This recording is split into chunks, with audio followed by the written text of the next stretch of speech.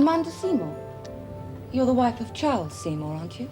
I haven't seen the man for 2 years, so why don't you just run along and leave me alone? My name is Margie Hallam. We all have a name. Goodbye. Your husband is running for the Conservative Party leadership. In time, he could be Prime Minister. So what? Screw him. It must have been fascinating living with Seymour. Fascinating is definitely not the word I would have chosen. But you must have a story to tell. Mrs. Seymour, how would you like to make yourself £100,000? You're still going through with this charade. Don't you realize I would have won on the first ballot if you hadn't stood? Possibly, Charles, but I haven't had so much fun in years. Who the hell gave you your seat in the first place? I well remember, and I remember the price you exacted for it. Well, now it's my turn to call the tune, and I require something very different. Oh, really? What are you hoping for? Chancellor of the Exchequer in my first administration? No, I know my limitations. I'm not a complete fool. In return for putting you into number 10 Downing Street, I expect to be translated to the House of Lords. Very well, I agree. If you and your 15 supporters vote for me next Tuesday, I'll put you in the Lords. You have my word on it. Good. One small thing, old chum. Like you, I want it in writing. I agree.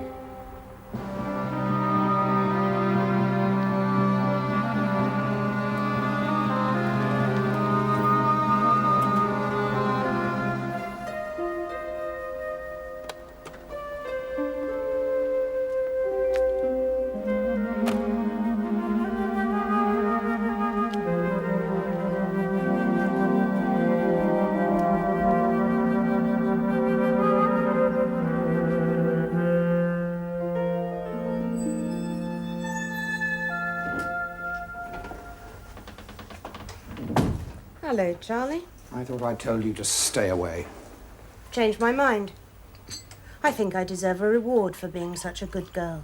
Oh, really? What have you got in mind? Fair exchange. For what? The world rights to my life story. Your what? Who on earth do you think would be interested in you?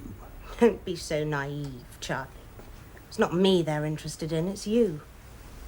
The News of the World have offered me £100,000 for the unexpurgated story of life with Charles Seymour.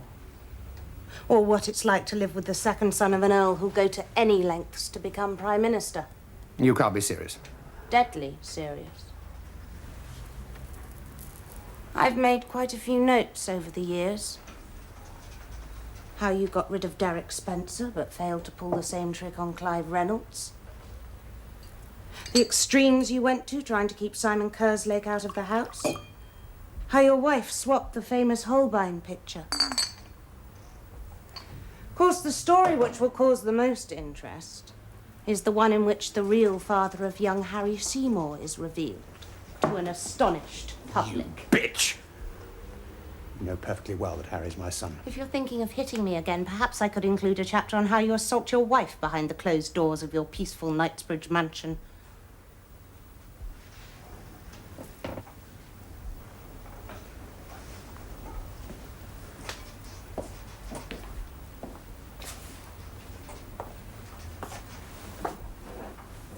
What do you want? I keep quiet for the rest of my life. You present me with 100,000 now, a further 100,000 when you become leader. I think you've gone mad. Not me, Charlie. I've always been sane. See, I don't have a paranoia to work out on dear harmless brother Rupert. The News of the World will love that part now that he's the 15th Earl. They wouldn't print it. They would when they learn that he's as queer as a £3 note. So our only son will gain the earldom even though he's not entitled to it. No one would believe it. And by the time they print the story, it'd be too late anyway. Not at all. I'm assured by my agent that the true reason behind the resignation of the leader of the Conservative Party would be an even bigger scoop than that of a one-time contestant.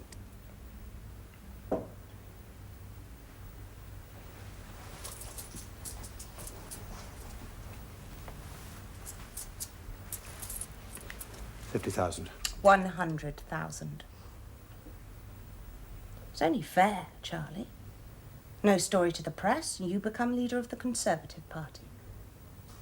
It's interesting to see how many different ways someone can ask for a favour if I become elected without actually asking for a favour. Brilliant, the bastard. I don't think so. Not even particularly clever. Clever would be, you get my vote, Kerslake, if you give me a job. I was talking about Charles Seymour. Heavens. Not another speech by him telling us what he's going to do for the downtrodden poor when he becomes elected Prime Minister. Far more subtle. He's donated a Holbein portrait of one of his ancestors to the National Gallery. Good God. There are no depths to which you'll not sink to win this election. My dear Fiona, by any standards, you have delivered the coup de grace. Yes, I thought you'd appreciate it.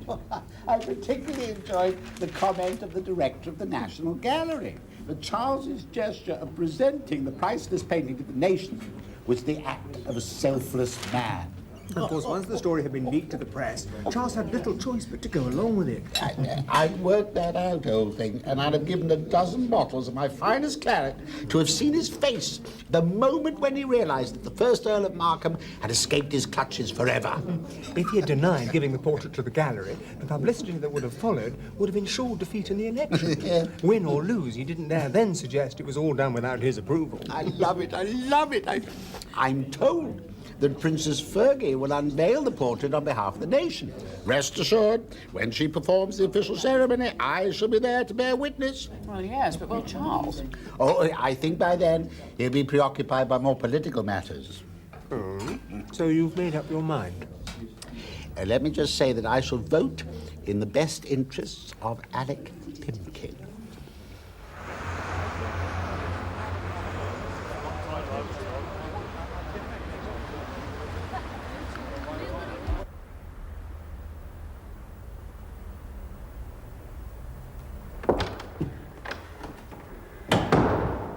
Look like you've run a marathon. And like 5 deputies, I bring news of victory. Hope that doesn't mean you're going to drop down dead. 158 to 130. I don't believe it.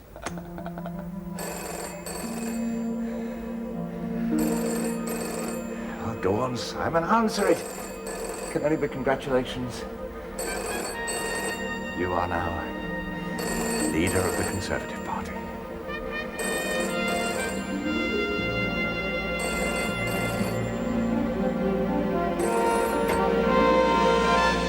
Kerslake? The mistake he made was presenting a priceless portrait to the nation a few days before the final vote. If only he hadn't done that, Kerslake's business dealings would have been enough to get Seymour elected.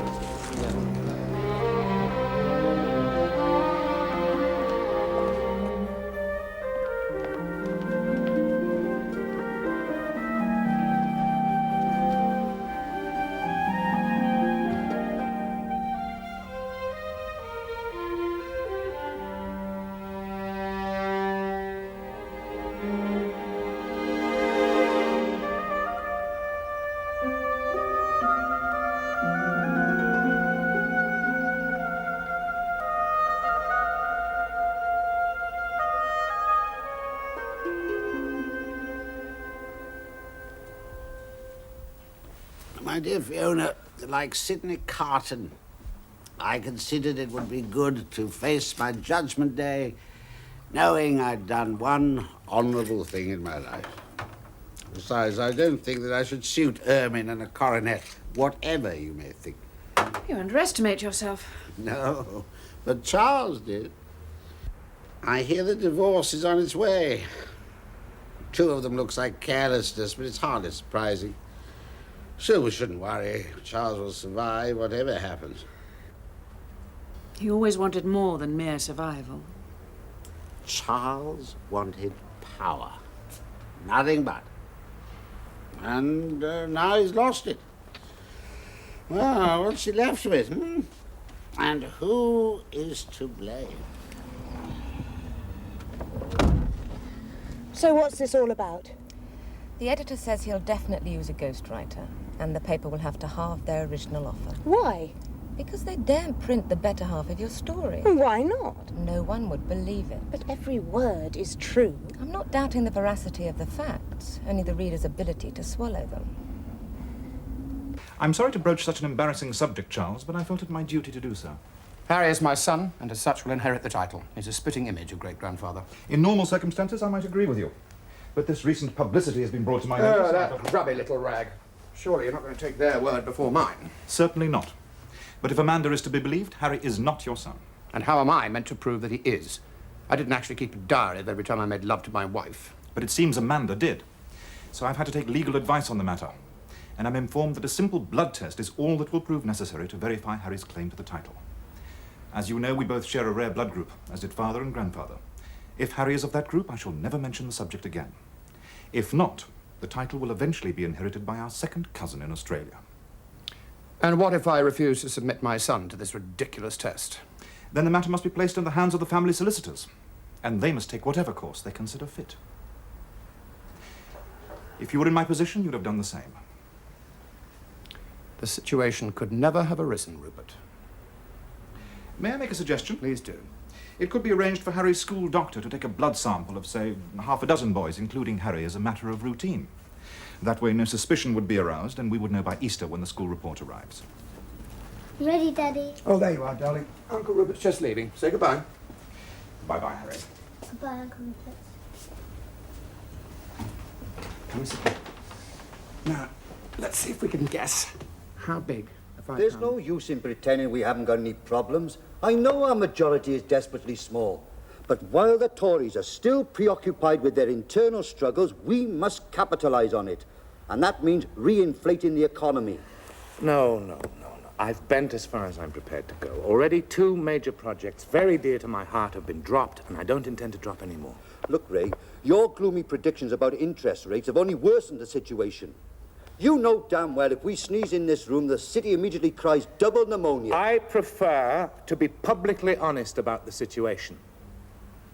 Prime Minister, I am trying to attack the unacceptably high level of unemployment whilst being only too aware that our industrial competitors are pulling away from us every day. But I do not intend to sacrifice 3 years' hard work on the altar of vote catching. That's what he says. Is it true? Yes. It's true, Harry. You're top of the form. Just like you, I knew it. Just like you. Just like me, Harry. Just like me.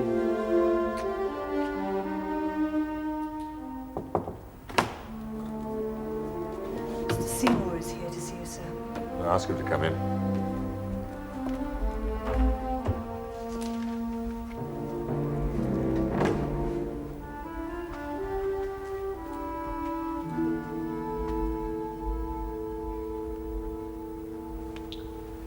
Good evening, Simon. Hello, Charles. I'm pleased you asked to see me after so long. Please sit down. Thank you.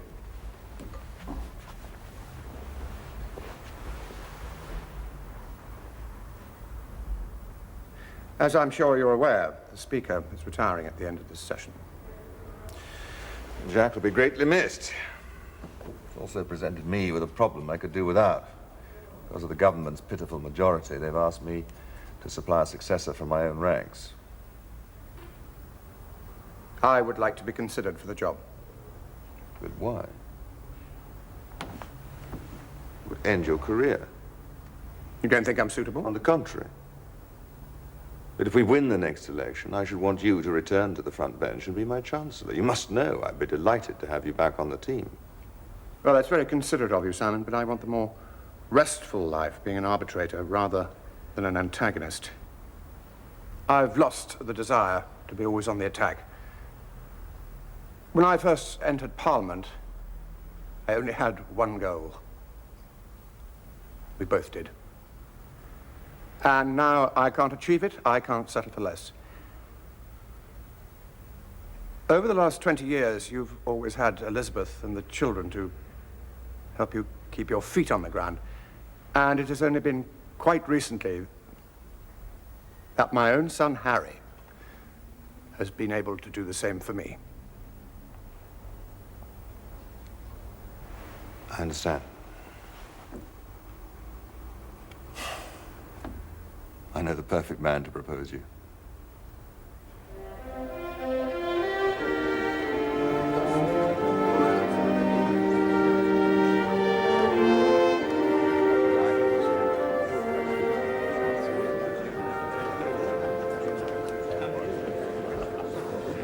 I beg to move that the Right Honourable Charles Seymour to take the chair as Speaker.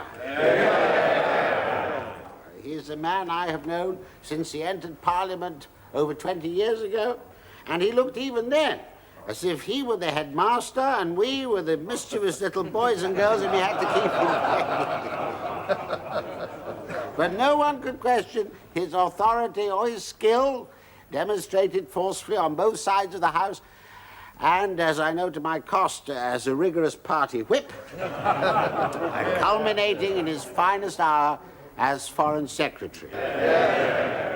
In my right honourable friend, we have a distinguished figure who will dispense his duties not only efficiently, but with that impeccable impartiality which is the very hallmark of his high office.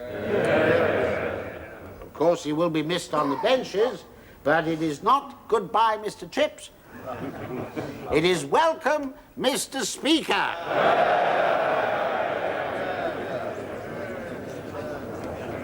It gives me great pleasure to second the motion which was ably and graciously moved by the honourable member for Littlehampton.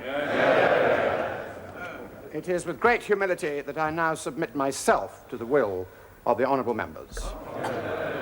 The motion is that the Right Honourable Charles Seymour do take the chair of the House as Speaker.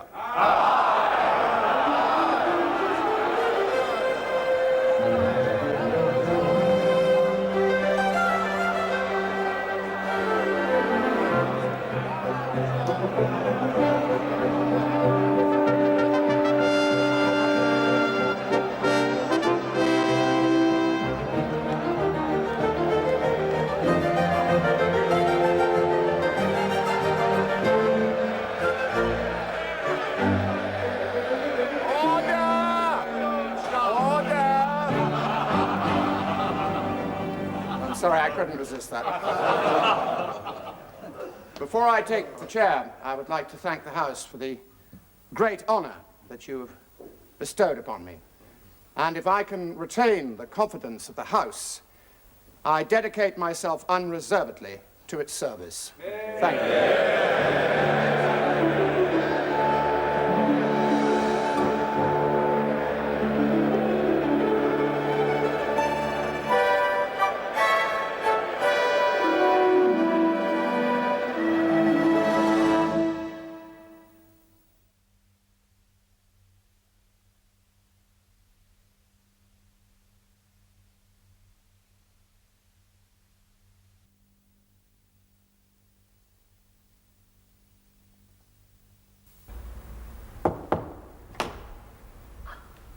Mr. Andrew Fraser, sir. Andrew. Simon, come and sit down.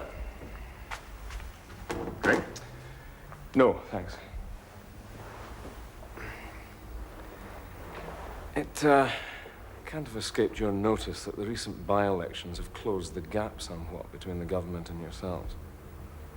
Since I've had to make up for Charles Seymour, I was very determined to win Croydon East and Chesterford. Was the alliance found to your cost, I think?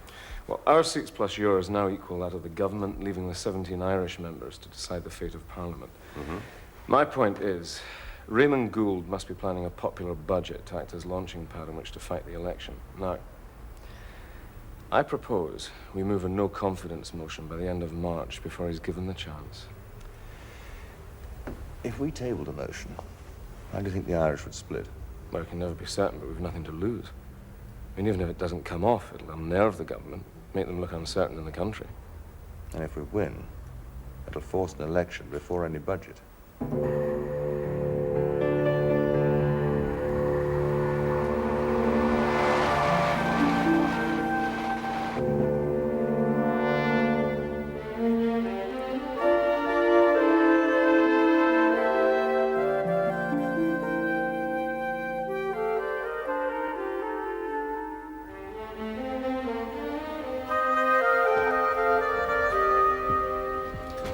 you, sir.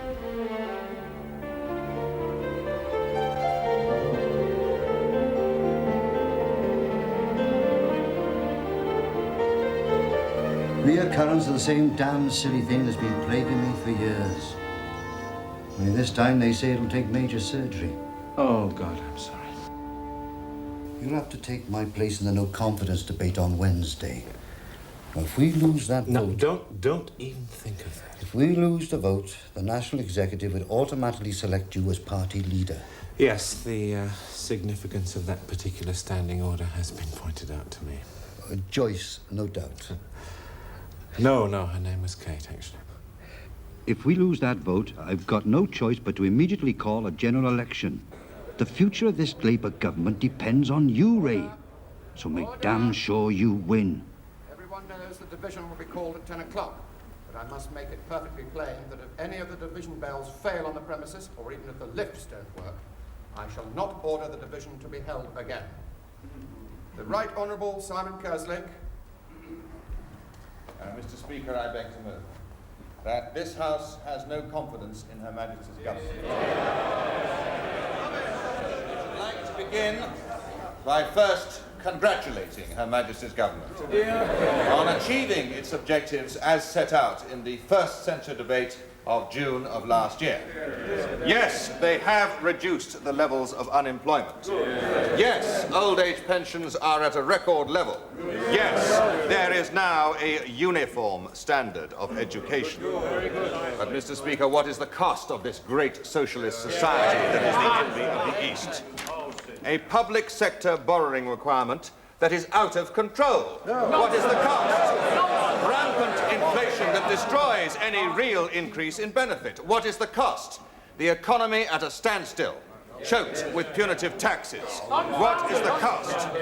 An education system impoverished by the death of the public schools that were once the envy of the world. Mr. Speaker, is it not shameful that the opposition could not challenge the government on their own, but have had to cower behind the skirts of the minority parties? Order! Led by the Right Honourable Gentleman, the member for Edinburgh Carlton. It was he tabled this motion, and it is he who has walked into a trap. If they win, there will be a general election, which they will lose. And it will be the first time in recorded history that turkeys have voted for an early Christmas. Listening to the speeches today from both sides of the House has finally convinced me that neither the party of my father, nor the party that I once held office in,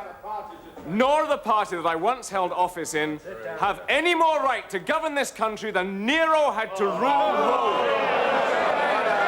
At least Nero recognized that the city was burning, did the honourable thing, and took his own life. Mr. Speaker, I will not give way. The honourable gentleman opposite does not represent his party. And you do, of course. Yeah, well, the only reason you're here today is because the bar's closed.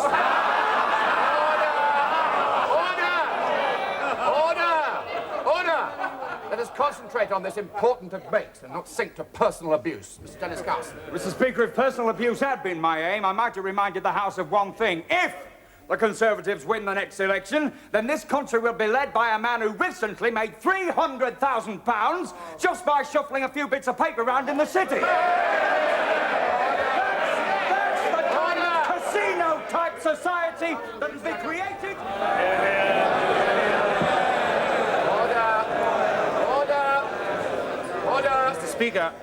Mr. Speaker, I know the whole House would wish me to open my speech by saying how sad we all are that the Prime Minister cannot be present tonight.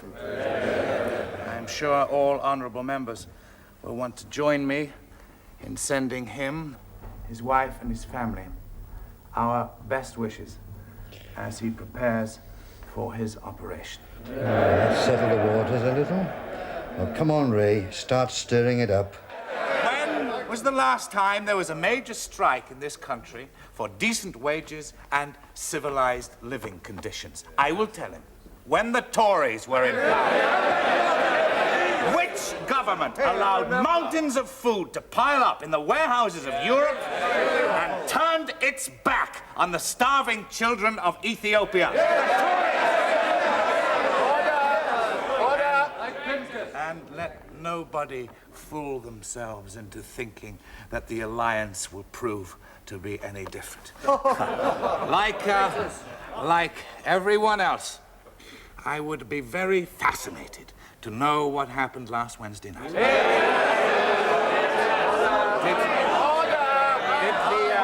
Did the alliance leader call for the Tory leader, or did the Tory leader call for the alliance leader? Which tail is wagging which dog? But I will remind the right honourable member for Edinburgh Carlton, in case he's forgotten, which he probably has, that we in the Labour Party are not afraid of a fight.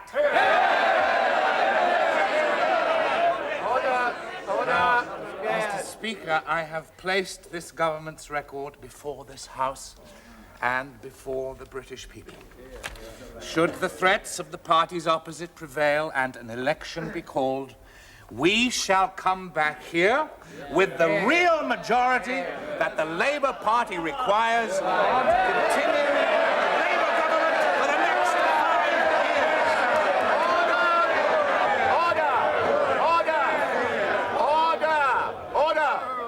Order! This House has no confidence in Her Majesty's government. As many as are of that opinion say aye. Aye! To the contrary, no. I think the ayes have it. Clear the lobbies! Clear the lobbies!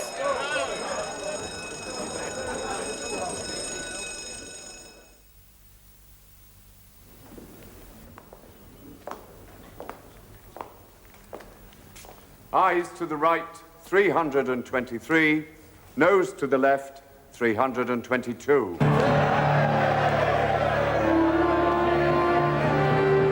Now, who'll lead their campaign?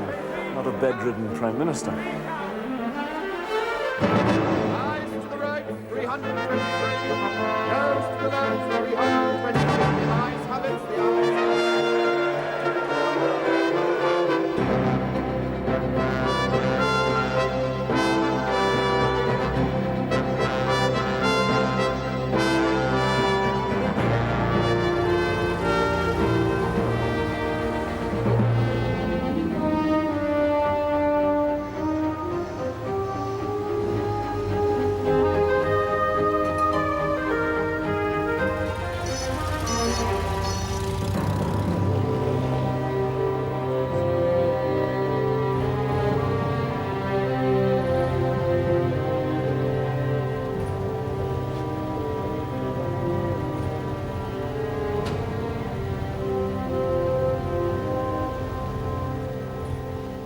Well, how are you feeling? Oh, I feel a lot better, thanks, even if I don't look it.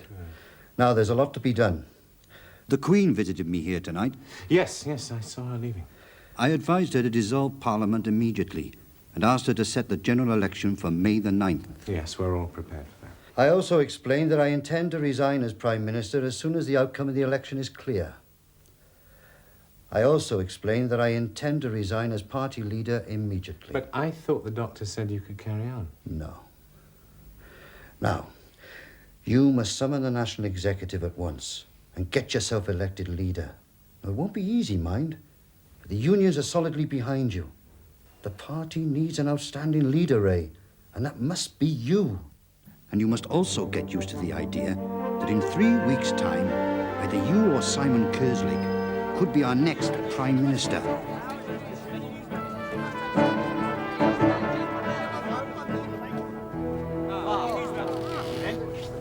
It is with great regret that the Labour Party has accepted the resignation due to ill health of Mr. Owen Hughes. He has served both party and country with honour and dignity. But it is with considerable pleasure that we've invited Mr. Raymond Gould to lead the party at the forthcoming general election. Has Mr. Gould any statement? That is all. And so this dramatic election campaign begins in an extraordinary way. Never before have the roles of party leader and prime minister been separated. And since Labour Party rules demand that any leader must be reconfirmed at the annual party conference next October, were Labour to lose this election, Raymond Gould could be the shortest-serving Labour leader in history. Now, back to Walworth Road.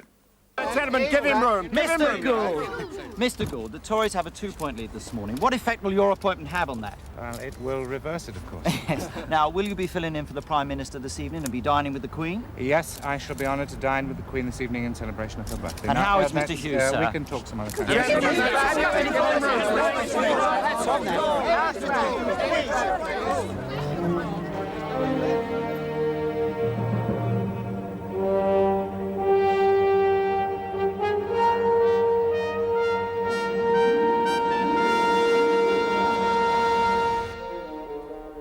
Good evening, Mr. Kersley. Good evening.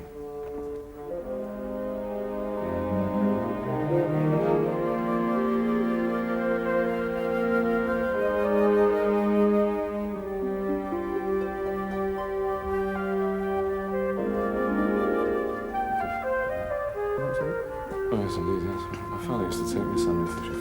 The Right Honourable Simon Kersley. Excuse me. Good evening, Simon. Hello, Charles. Looking horribly well. Thank you. Andrew. Simon, how are you? I must say I'm impressed by the amount of coverage you've been getting. Yes. Quite the pin-up boy, aren't you? Well, it's turned out rather... The Right Honourable Raymond Gould. Curiously enough, Congratulations on your election as leader. Thank you. One hell of a week. You must be exhausted. Well, exhilarated, to be honest.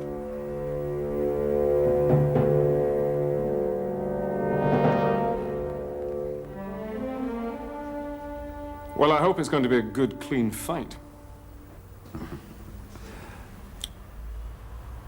Hello, Simon. Raymond, how are you? Hello, Andrew. You look absolutely splendid, if I may Well, say. thanks very much. I'm surprised that damn thing still fits, to be honest. It's very smart indeed. Her Majesty left Buckingham Palace a few moments ago. Thank you. Excuse me, gentlemen. Good luck for the next 3 weeks, Simon.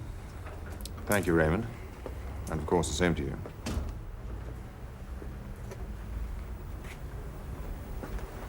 Let's not forget the alliance. Neither of you can afford to do that.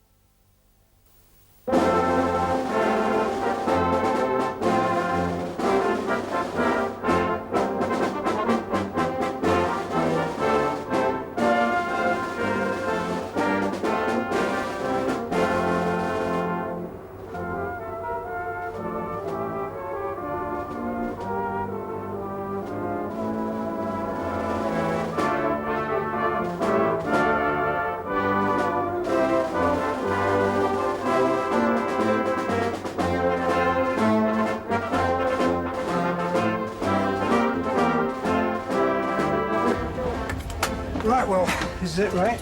Ready? Joyce?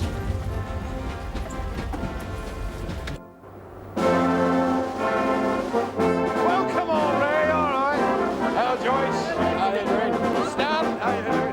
You're my wife, hey? You're my wife, yeah. Now, I'd like you to meet Peter.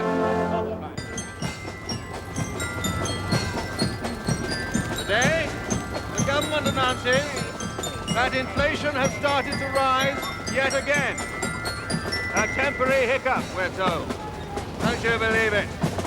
Under Labour, inflation will march onward and upwards.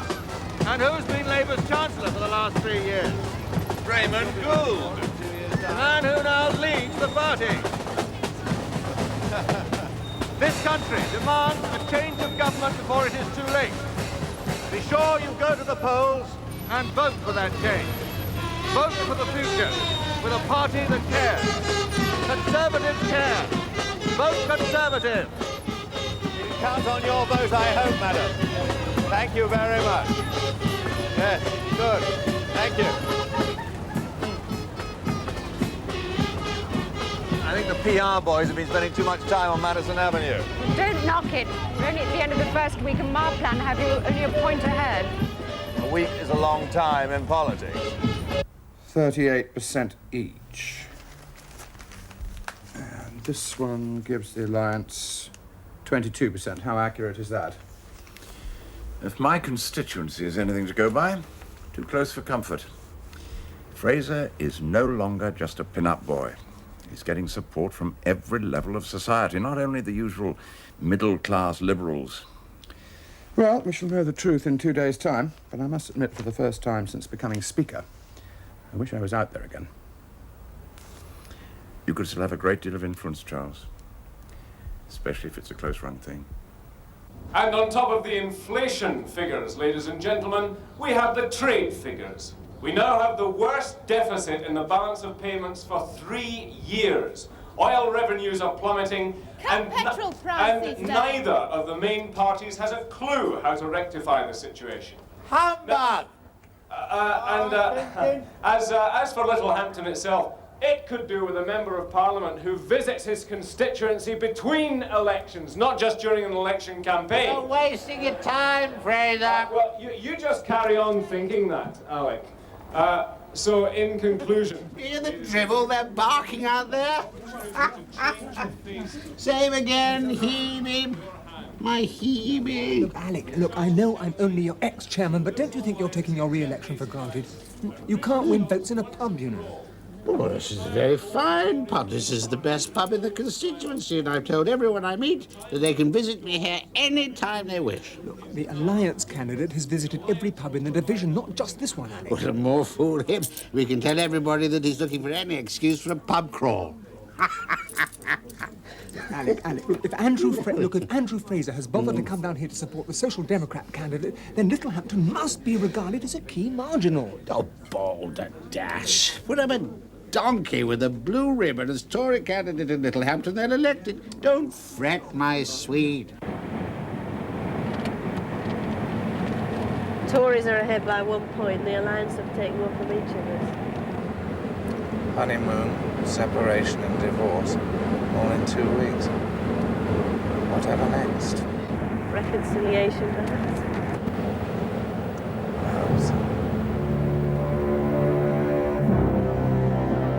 It's been 17 hours since the polls closed last night, and finally we have a result. And may I say that in 36 years as a political journalist, I've never experienced a result like it. Conservatives 293, Labour 292, SDP and Liberals 47, Irish 17, the Speaker 1. As you can see, only one vote splits the two main parties, thus denying victory to either of them. And if you look to the popular vote, there the outcome is even more finely balanced, with Labour actually taking 35.4%, the Conservatives 35.2%, and the Alliance 25.4%. Thus, it is the Alliance who now hold the key to which of the two leading parties will form the next government. In other words, this extraordinary election is still not over, and only one man, Andrew Fraser, has the power to decide whether Simon Kerslake or Raymond Gould will be our next Prime Minister. I'm sorry we can't bring you an interview with Mr. Andrew Fraser, because I understand that at this moment he is consulting Mr. Speaker Seymour on some fine constitutional points, a preamble to what will probably be the most momentous days in his life. Charles, thank you very much indeed. You've helped immensely. Not at all. We'll talk again once you've made your decision and before you notify the palace. I must say, I don't envy your position. Don't you? Good luck, Andrew. Thanks.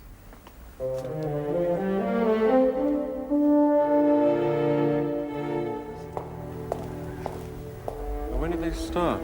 10 minutes ago. How many of them are there now? Littlehampton made 47. No more Alec Pimpkin. The house won't be the same without him.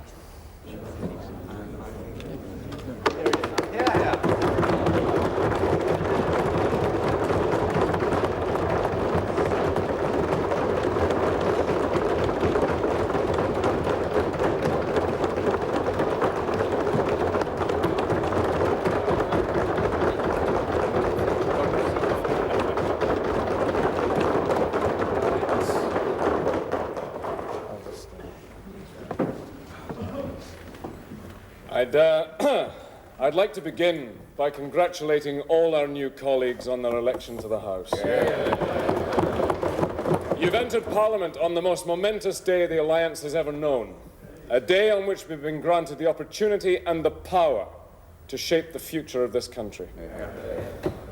But we can't afford to say that we will support one party and then, after only a few weeks, change our minds, thereby instigating another general election. We must be seen to be responsible. Otherwise, when the next election does come, every one of us will forfeit his seat.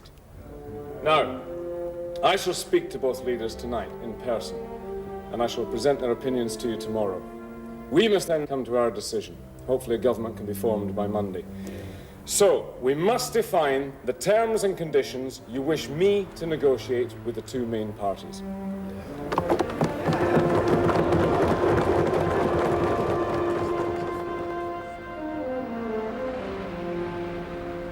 You know my objections to proportional representation. A, the Alliance still doesn't know what kind of PR it wants, and B, there isn't any kind of a mandate. You're wasting your breath. It was in our manifesto. 8.5 million people knew they were voting for it. We demand a referendum. If you lot get your way, we'll become like Italy, a government every 6 months. The country becomes ungovernable. Or like Germany, with the best managed economy in the West.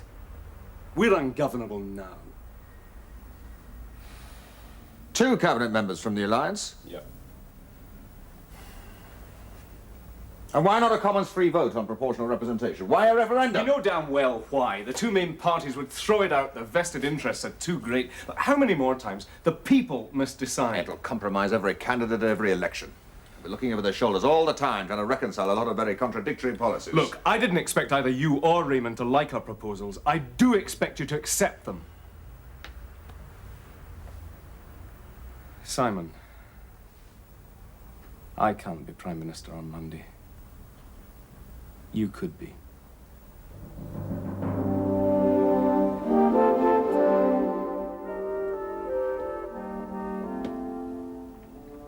Who will you choose? I don't know. I've spent hours with 2 of our finest statesmen, both of whom I've known for over 25 years. And tomorrow I'll have to tell one of them that, well, as far as the ultimate prize is concerned, all of his years of effort have come to naught. Andrew, whatever decision you make, it's going to be the right one. I know that. And I think that Raymond and Simon will know it too. Scratch an SDP and there's a Tory underneath, unquote. You Liberals have got short memories. We left the Labour Party, remember? Look! It does us no good whatever to fight among ourselves. We've got what we wanted from both parties. We must look forward, not backwards. Now, the only resolution I see to this is to hold a ballot, provided I have your categorical assurance that the result of that ballot, no matter how close, is absolutely binding. Conservative or Labour, Kerslake or Gould. Now, are we agreed?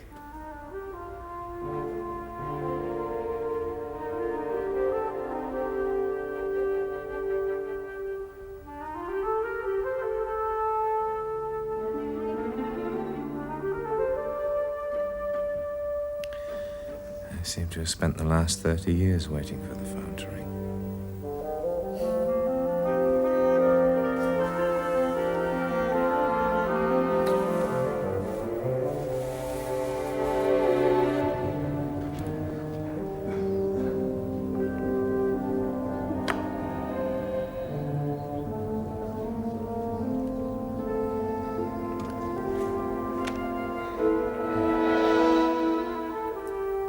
$20 million voters in this country, and it's all down to 47 of them. Kerslake, 23. Gould, 23.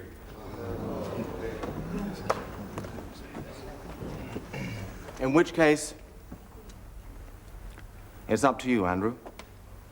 You've known both of these men for the best part of a quarter of a century. You must decide which man, and therefore which party, is best able to govern our country.